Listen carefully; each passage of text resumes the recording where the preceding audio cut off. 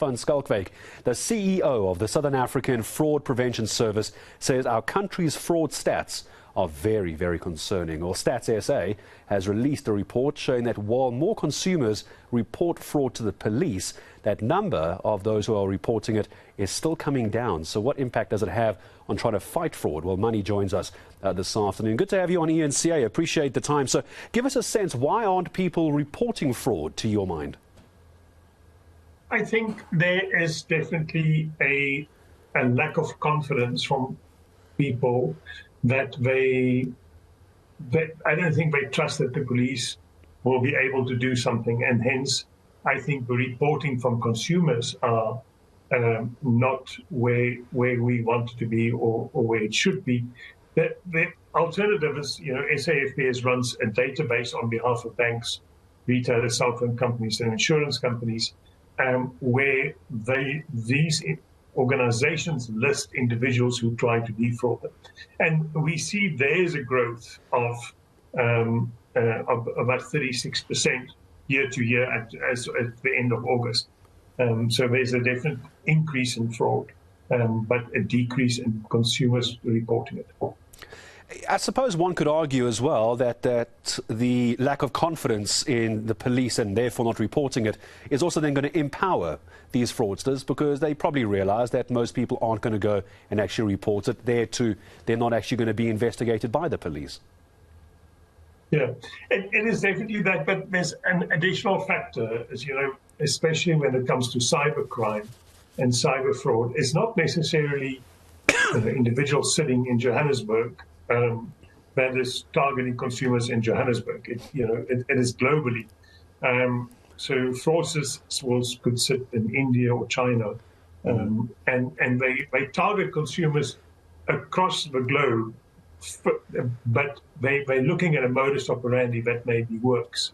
And the moment they realize it works, then they move the target just across to other countries, but the same modus operandi. So how does one try and protect yourself from fraud, A, Manie, but then also, two, if you find that you are a victim of fraud, you don't trust the police, you don't want to bother going down that route, what is one actually supposed to do?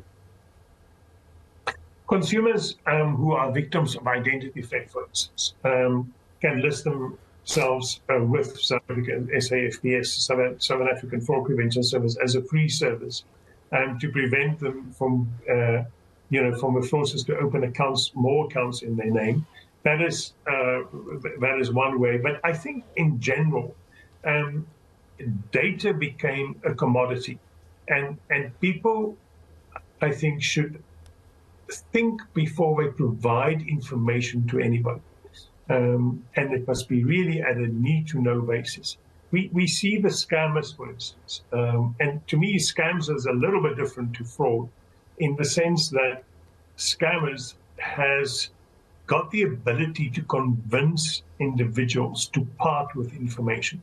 So you would receive a call from somebody that will pose as your bank, and they will create this drama that you need to provide them with information to stop this huge debit order from going through. So they provide a lot of information upfront, and that's usually information that is stolen in a data breach or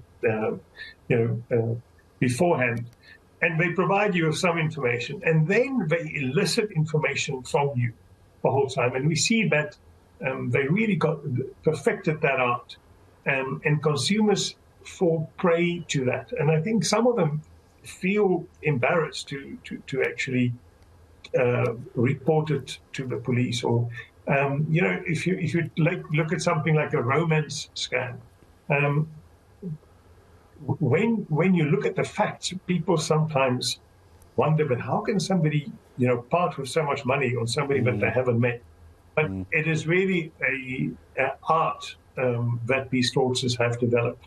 And it almost becomes so convincing that it's too good to be true, which is often the old anecdote that it normally is, if it's too good to be true. But by then, for some people, it's also too late. I see that there's partnerships being formed as well, because just like we have hotlines, money for really anything in the country, including crime, I suppose there's easier ways for someone to report it. You mentioned getting hold of the SAFPS. I see a report coming out that there's even a hotline that people can now dial from their phone. Yes, we did launch a hotline that somebody can report a scam directly to their bank, or they can use that same number to report it to the police. It's quite an easy number to remember. It's 083 123 and then scam, or 7226. It's easy to remember, especially if somebody has got multiple bank accounts and they're trying to stop those accounts when they realize they're a victim of identity theft or fraud. It is easy to remember one number, phone that, and get connected to the various banks through that process. Do you then get a sense that when we start looking at the crime stats that come out when they talk about fraud, that the police are equipped to actually upskill themselves to handle the type of fraud that you're talking about? Or does it just feel like a bottomless pit? You've got to report it in order to get the insurance and to notify the bank, just getting a letter and an affidavit from the police station? Or do you think police could be trained up potentially to try and be better at this? Yes, I think definitely the opportunity is there for people to be upskilled across the country. I think if we look at the police, have got a dedicated 419 unit. So they've really got good skills, and we work with them quite closely.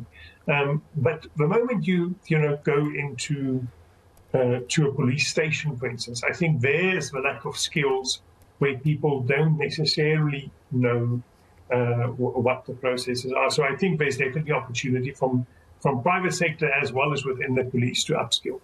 Oh, Manie, then for the moment, I'm going to say thank you very much indeed. Manie van Schalkwyk joining us from SAFPS as well. That, excuse me, that number, as he says, is very easy, 083 123 scam. If you want the numbers, it's 7226. So that number again, 083 123 7226. If you find yourself a victim of fraud, and I know especially online fraud can look incredibly convincing, but if you become a victim of that, or you discover or you suspect it even, 083 123 7226.